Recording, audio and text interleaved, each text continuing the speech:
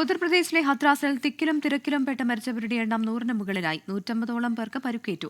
ആധ്യാത്മിക പരിപാടിക്കിടെയാണ് ദുരന്തമുണ്ടായത്. മന്ത്രി സന്ദീപ് സിംഗ് അപകടസ്ഥലം സന്ദർശിച്ചു. ദുരന്തത്തിൽ മുഖ്യമന്ത്രി പിണറായി വിജയൻ അനുശോചനം രേഖപ്പെടുത്തി. വിവരങ്ങളുമായി അച്യുതൻ ചേരുന്നുണ്ട് ഹത്രാസിൽ നിന്ന്. അച്യുതൻ, ഇപ്പോഴെവിടെയാണുള്ളത്? ഇവിടെ പരുക്കേറ്റ് ചികിത്സയിൽ കഴിയുന്നവരുടെ ആരോഗ്യനില നിലവിൽ എങ്ങനെയാണ്? എത്ര പേർ മരിച്ചതായാണ് ഔദ്യോഗിക കണക്ക്?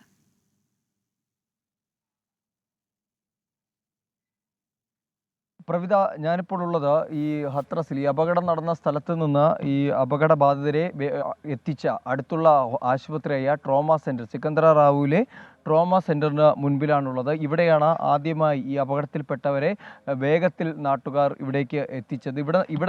ഇവിടെ നിന്നിട്ടാണ് പിന്നീട് ഈ പല ആളുകളെയും ഗുരുതരമായി പരിക്കേറ്റവരെയും അതുപോലെ തന്നെ മരണപ്പെട്ടവരെയും ഹത്രസിലെയും അലിഗഡിലെയും മറ്റ് ആശുപത്രികളിലേക്ക്, അത്യാധുനിക സംവിധാനമുള്ള മറ്റ് ആശുപത്രികളിലേക്ക് കൊണ്ടുപോകുന്നത്. നിലവിൽ ഇതാണ് ആ പ്രാഥമികമായിട്ടുള്ള കേന്ദ്രം. ഇവിടെയായിരുന്നു കൊണ്ടുവന്നത്. നിലവിൽ ഒരുപാട് പോലീസ് സംഘങ്ങൾ ഇവിടെ നിലയുറപ്പിച്ചിട്ടുണ്ട്. നാളെ രാവിലെ 9:30-ന് ഉത്തർപ്രദേശ് മുഖ്യമന്ത്രി യോഗി ആദിത്യനാഥ് സംഭവസ്ഥലം സന്ദർശിക്കും. ശേഷം ഈ ആശുപത്രിയും സന്ദർശിക്കുമെന്ന് അറിയിച്ചിട്ടുണ്ട്.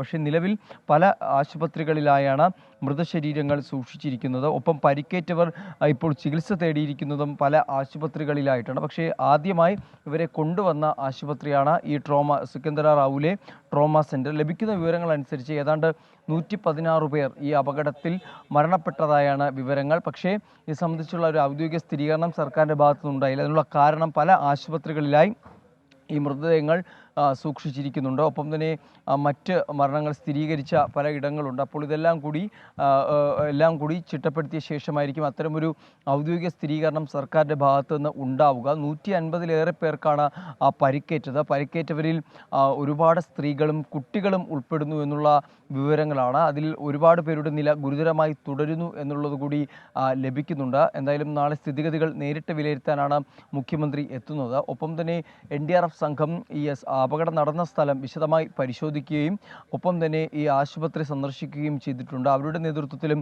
ഒരു അന്വേഷണം പുരോഗമിക്കുന്നുണ്ട്. മുഖ്യമന്ത്രി തന്നെ ഒരു സംഘത്തെയും ഇതുമായി ബന്ധപ്പെട്ട് രൂപീകരിച്ചിട്ടുണ്ട്. ഏത് കാരണത്താലാണ് ഇത്തരം വലിയൊരു അപകടത്തിലേക്ക് കാര്യങ്ങൾ എത്തിയത് എന്നടക്കമുള്ള കാര്യങ്ങൾ അത് പരിശോധിക്കും. കാരണം ഈ ഭോലെ ബാബ എന്ന് പറയുന്ന ആൾ ദൈവം, അദ്ദേഹം നടത്തിയ പരിപാടിയാണ് ഇത്തരമൊരു അപകടത്തിൽ ചെന്ന് കലാശിച്ചത്. അദ്ദേഹം പുറപ്പെട്ട ശേഷം ആ മണ്ണ് ശേഖരിക്കുന്നതിനായാണ് ആളുകൾ തിരക്ക് കൂട്ടി ആ വാഹനത്തിനരികിലേക്ക് പാഞ്ഞെടുത്തതും അത് വലിയ രീതിയിലുള്ള ഒരു അപകടത്തിലേക്ക് ചെന്ന് കലാശിച്ചതും നമ്മൾ ആ സംഭവ സ്ഥലം നേരത്തെ കണ്ടതാണ്. ആ മേഖലയിലാകെ ഒരു ചതുപ്പ് നിറഞ്ഞ ഭൂമിയാണ്. മഴ തുടരുന്ന സാഹചര്യമായതുകൊണ്ട് തന്നെ പലയിടങ്ങളും ഒരു ചെളി തളം കെട്ടി നിന്ന സ്ഥലങ്ങളാണ്. അപ്പോൾ അവിടേക്കാണ് ആളുകൾ ഓരോരുത്തരായി വീഴുന്നതും അവരുടെ മുകളിലേക്ക് വീണ്ടും ആളുകൾ വീഴുന്നതോടെ അപകടത്തിൻ്റെ വ്യാപ്തി അത് വർദ്ധിക്കുകയായിരുന്നു. മണിക്കൂറുകൾ 2-3 മണിക്കൂറുകൾ കൊണ്ടാണ് മരണസംഖ്യ കുത്തനെ ഉയർന്നത്. എന്തായാലും സംഭവസ്ഥലം സന്ദർശിക്കുമ്പോൾ തന്നെ അപകടത്തിൻ്റെ തീവ്രത അത് എത്രത്തോളമാണെന്ന് മനസ്സിലാകും. 116 പേർ മരണപ്പെട്ടതായാണ് നിലവിൽ കണക്കുകൾ പുറത്തു വരുന്നത്. എന്തായാലും ഇതുമായി ബന്ധപ്പെട്ടുള്ള ഔദ്യോഗിക സ്ഥിരീകരണങ്ങൾ സർക്കാരിൻ്റെ ഭാഗത്തുനിന്ന് വരുന്ന മണിക്കൂറുകളിൽ തന്നെ ഉണ്ടാകുമെന്നാണ് പ്രതീക്ഷിക്കുന്നത്. പ്രവിത. അച്യുതൻ, ഈ അപകടം നടന്നത് വൈകിട്ടാണ്. ഇവിടെ നിന്ന് എല്ലാവരുടെയും മൃതദേഹങ്ങൾ വീണ്ടെടുക്കാനായിട്ടുണ്ടോ?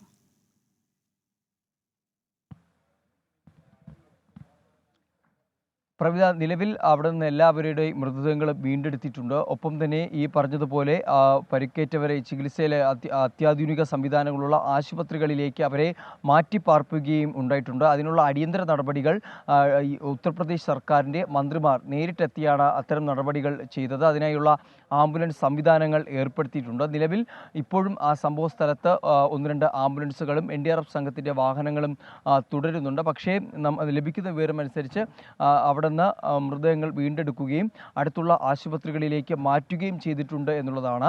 ഞാനിപ്പോൾ നിൽക്കുന്ന ആശുപത്രിയിലേക്കാണ് ഈ പരിക്കേറ്റവരെയും അതുപോലെ തന്നെ ആദ്യം വീണ്ടെടുത്ത മൃതദേഹങ്ങൾ ഉൾപ്പെടെ കൊണ്ടുവന്ന ആശുപത്രിയാണ്. ഇവിടെ നിന്നാണ് മറ്റിടങ്ങളിലേക്ക് അധികൃതർ ഇടപെട്ട് കൊണ്ടുപോകുന്നത്. എന്തായാലും അതിന് വേണ്ടിയിട്ടുള്ള സംവിധാനങ്ങൾ സർക്കാരിൻ്റെ ഭാഗത്തു നിന്ന് ഒരുക്കി എന്നുള്ളതാണ് അറിയിക്കുന്നത്. ഉത്തർപ്രദേശ് മന്ത്രിമാരായിട്ടുള്ള 2 പേരാണ് ഇതിൻ്റെ ഏകോപനത്തിനായി മുഖ്യമന്ത്രി നിയോഗിച്ചിരിക്കുന്നത്. അവരുടെ നേതൃത്വത്തിൽ അടിയന്തരമായ സഹായങ്ങൾ, ഇടപെടലുകൾ എല്ലാം അവരുടെ മേൽനോട്ടത്തിലായിരിക്കും നടക്കുക. നാളെ 9:30 യോഗി ആദിത്യനാഥും ഇവിടം സന്ദർശിക്കും. സന്ദർശിച്ച് കാര്യങ്ങൾ നേരിട്ട് വിലയിരുത്തും. ഒരു ഗൗരവകരമായ വിഷയമായി തന്നെയാണ് എടുത്തിരിക്കുന്നത്. 3 ലക്ഷം ആളുകളാണ് ആ പരിപാടിയിൽ പങ്കെടുത്തത്. അതിൽ കൃത്യമായ തിരക്ക് നിയന്ത്രിക്കുന്നതിനുള്ള കൃത്യമായ ക്രമീകരണങ്ങൾ ഉണ്ടായിരുന്നില്ല എന്നുള്ള ആരോപണം ശക്തമായി തന്നെ ഉയരുന്നുണ്ട്. പോലീസിൻ്റെ വിന്യാസവും കുറവായിരുന്നു. ആ ഒരു കാരണത്താലാണ് ഈ ഭോലെ ബാബ പുറപ്പെട്ടതിന് പിന്നാലെ ഈ നിയന്ത്രണാതീതമായുള്ള ഒരു തിരക്ക് അനുഭവപ്പെടുന്നതും അത് വലിയ രീതിയിലുള്ള അപകടങ്ങളിലേക്ക് കലാശിച്ചതും. എന്തായാലും അതെല്ലാം സംബന്ധിച്ചുള്ള ഈ അപകടം എങ്ങനെ ഉണ്ടായി, ആരുടെയൊക്കെ അശ്രദ്ധയാണ് ഇതിന് പിന്നിലുള്ളത് എന്നുള്ള അടക്കമുള്ള കാര്യങ്ങൾ പരിശോധിക്കുവാൻ കൂടിയാണ് ഒരു സംഘത്തെ ഇപ്പോൾ സർക്കാർ ഇതിനായി രൂപീകരിച്ചിരിക്കുന്നത്. പ്രവിധ, അതോടൊപ്പം ഈ ഭോലെ ബാബ ആരാണെന്ന് നമുക്കത്ര പരിചിതമായിട്ടുള്ള ഒരു പേരല്ലല്ലോ. ഇയാളെക്കുറിച്ച് കൂടുതൽ വിവരങ്ങൾ ലഭ്യമാകുന്നുണ്ടോ? ഒരാൾ ദൈവമാണെന്നാണ് മനസ്സിലാക്കുന്നത്. അതൊരു ആത്മീയ ഗുരുവാണോ? എന്താണ് അവിടെ നിന്ന് നമുക്ക് ലഭിക്കുന്ന വിവരം?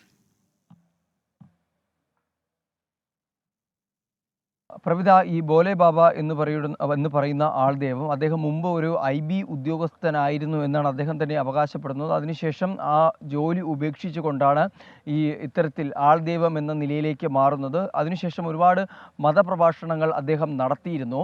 ഈ കോവിഡ് കാലത്ത് അദ്ദേഹം മതപ്രഭാഷണങ്ങൾ ഇത്തരത്തിൽ സംഘടിപ്പിക്കുകയും അതിൽ വലിയ രീതിയിലുള്ള ജനക്കൂട്ടം ജനത്തിൻ്റെ ജനപങ്കാളിത്തം ഉണ്ടാവുകയും അതന്ന് വലിയ ശ്രദ്ധകൾ പിടിച്ചു പറ്റിയിരുന്നു. അദ്ദേഹം അതോടുകൂടിയാണ് ഈ പറഞ്ഞ രീതിയിൽ ഒരു ഫേമസ് ആവുന്നത്. അതായത് അദ്ദേഹത്തെ അറിയപ്പെടുന്നത് ആ സംഭവത്തോടു കൂടിയാണ്. അതിനുശേഷം പലയിടങ്ങളിലും ഇദ്ദേഹം പരിപാടികൾ സംസ്ഥാനങ്ങളിൽ സംഘടിപ്പിക്കാറുണ്ട്. ഛത്തീസ്ഗഡിൽ, ഹരിയാനയിൽ, പഞ്ചാബിൽ, അതുപോലെ തന്നെ ഞാൻ നിൽക്കുന്ന ഉത്തർപ്രദേശിലായിരുന്നാലും നിരവധി ഈ മതപ്രഭാഷണങ്ങൾ അദ്ദേഹത്തിൻ്റെ നേതൃത്വത്തിൽ സംഘടിപ്പിച്ചിരുന്നു. അത്തരത്തിലൊന്നായിരുന്നു ഈ ഹത്രസിലും നടത്തിയിരുന്നത്. ഈ മുഗൾ ഗാർഹി എന്ന് പറയുന്ന ഗ്രാമത്തിൽ നടത്തിയിരുന്നത്. ഒരു ഏക്കർ കണക്കുള്ള ഒരു ഭൂമിയിലായിരുന്നു അദ്ദേഹം ഈ പരിപാടിക്കായി വേദി നിശ്ചയിച്ചതും അവിടെ അദ്ദേഹത്തിൻ്റെ നേതൃത്വത്തിൽ ഈ മതപ്രഭാഷണം നടന്നത്. അതിനുശേഷമാണ് ഈ മതപ്രഭാഷണം കഴിഞ്ഞ് അദ്ദേഹം മടങ്ങുന്ന വഴിക്ക് അദ്ദേഹം സഞ്ചരിച്ച പാതയിലെ മണ്ണ് ശേഖരിക്കുന്നതിനായിരുന്നു ഈ ജനക്കൂട്ടം തിരക്കിട്ട് അവിടേക്ക് പാഞ്ഞെടുത്തത്. എന്തായാലും അതാണൊരു അപകടത്തിലേക്ക് നയിച്ചതിൻ്റെ പ്രാഥമിക കാരണമായി വിലയിരുത്തുന്നത്. കാരണം ആ വിശ്വാസത്തിനപ്പുറത്തേക്ക് മാറിക്കൊണ്ട് അതൊരു അപകടത്തിലേക്ക് ചെന്ന് കലാശിക്കുകയാണ് ഉണ്ടായത്. നിലവിൽ 3 ലക്ഷം ആളുകൾ ആ വേദിയിൽ ഉണ്ടായിരുന്നു എന്നുള്ള കണക്കുകളാണ് സർക്കാരിൻ്റെ വൃത്തങ്ങളിൽ നിന്നും ലഭിക്കുന്നത്. ആ 3 ലക്ഷം ആളുകളിൽ ഭൂരിഭാഗം പേരും പാഞ്ഞെടുത്തതോടുകൂടിയാണ് ഈ അപകട തീവ്രത വർദ്ധിക്കുന്നതും ആ തീവ്രത വർദ്ധിച്ചുകൊണ്ട് ഈ 100-ലധികം ആളുകളുടെ മരണത്തിന് ഇടയാക്കിയത്. നിലവിലിപ്പോൾ ചികിത്സയിൽ കഴിയുന്നവരുടെയും ചിലരുടെ നില ഗുരുതരമായി തന്നെ തുടരുന്നുണ്ട്. അതും ആശങ്ക ഉയർത്തുന്ന ഒന്നാണ്. എന്തായാലും അടിയന്തര സഹായങ്ങൾ, വേണ്ട ചികിത്സ നൽകുവാനുള്ള നിർദ്ദേശങ്ങളെല്ലാം സർക്കാരിൻ്റെ ഭാഗത്തുനിന്ന് ഇതിനോടകം സ്വീകരിച്ചു കഴിഞ്ഞിട്ടുണ്ട്. മനസ്സിലാക്കുന്ന വിവരങ്ങൾ പ്രകാരം ഇതിനു വേണ്ടിയിട്ടുള്ള എല്ലാത്തരം ക്രമീകരണങ്ങളും ആശുപത്രികളിലും സ്വീകരിച്ചിട്ടുണ്ട് എന്നുള്ളതാണ്. 24 മണിക്കൂറും എല്ലാ ആശുപത്രികളിലും ആംബുലൻസ് സേവനമടക്കം ലഭ്യമാക്കുവാനുള്ള നിർദ്ദേശങ്ങളും സർക്കാരിൻ്റെ ഭാഗത്തുനിന്ന് ഉണ്ടായിട്ടുണ്ട്. ഈ അപകടബാധിതർ ഏത് സമയത്താണ് ആശുപത്രിയിൽ എത്തുന്നത് അവർക്ക് മുൻഗണന നൽകിക്കൊണ്ട് വേണ്ട നടപടികൾ ആശുപത്രി തന്നെ നേരിട്ട് സ്വീകരിക്കണം എന്നുകൂടി നിർദ്ദേശങ്ങൾ ഇതുമായി ബന്ധപ്പെട്ട് നൽകിയിട്ടുണ്ട്. അത്തരം നടപടികൾ ഒരു ഭാഗത്ത് പുരോഗമിക്കുന്നു. ഇനി അറിയേണ്ടത് ഈ അപകടത്തിലേക്ക് നയിച്ച കാരണങ്ങൾ ഏതൊക്കെയാണ്, ആരുടെ പിഴവാണ് ഇതിന് പിന്നിലുണ്ടായത് എന്നടക്കമുള്ള കാര്യങ്ങളാണ് ഇനി പുറത്തു വരേണ്ടത്. പ്രവിധ, അതോടൊപ്പം ഇപ്പോൾ അച്യുതൻ സൂചിപ്പിച്ചതനുസരിച്ചാണെങ്കിൽ വിവിധ സംസ്ഥാനങ്ങളിൽ ഈ ഭോലെ ബാബയ്ക്ക് അനുയായികളുണ്ട്. അങ്ങനെയെങ്കിൽ മറ്റ് സംസ്ഥാനങ്ങളിൽ നിന്നൊക്കെയുള്ള ആളുകൾ ഇവിടേക്ക് എത്തിച്ചേർന്നിട്ടുണ്ടാകുമല്ലോ. ഈ അപകടത്തിൽ മരിച്ചവരുടെ എന്തെങ്കിലും തരത്തിലുള്ള വിശദാംശങ്ങൾ ഇപ്പോൾ സംസ്ഥാന സർക്കാർ പുറത്തുവിട്ടിട്ടുണ്ടോ?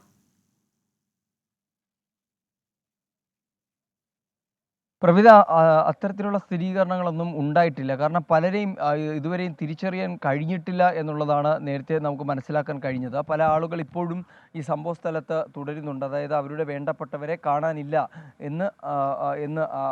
എന്ന് പറഞ്ഞുകൊണ്ട് പലരും ഇപ്പോഴും ആ സംഭവ സ്ഥലത്ത് തുടരുന്നുണ്ട്. അപ്പോൾ ഇതിൽ കൃത്യമായ ഒരു ഐഡൻറ്റിഫിക്കേഷനിലേക്ക് കടന്നിട്ടില്ല, തിരിച്ചറിയലിലേക്ക് സർക്കാരും കടന്നിട്ടില്ല. നിലവിലിപ്പോൾ പ്രാഥമിക പരിഗണന കൊടുത്തിരിക്കുന്നത് ഈ ചികിത്സയിലുള്ളവർക്ക് വേണ്ട അടിയന്തരമായിട്ടുള്ള ഇടപെടൽ അത് സർക്കാരിൻ്റെ ഭാഗത്ത് നടക്കുന്നുണ്ട്. ഒപ്പം തന്നെ ഈ പറഞ്ഞതുപോലെ മൃതദേഹങ്ങൾ ഇനി തിരിച്ചറിയുക എന്നുള്ളതാണ് അടുത്ത മുന്നിലുള്ള കാര്യം. അത് തിരിച്ചറിഞ്ഞുകൊണ്ട് മൃതദേഹങ്ങൾ വിട്ടു നൽകുക.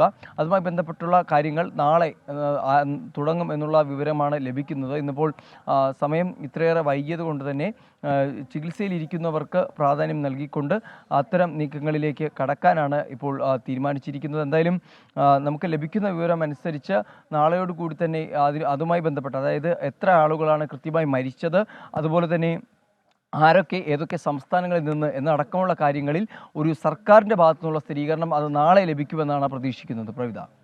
ശരി, ആർ അച്യുതനാണ് വിവരങ്ങൾ നൽകിയത്.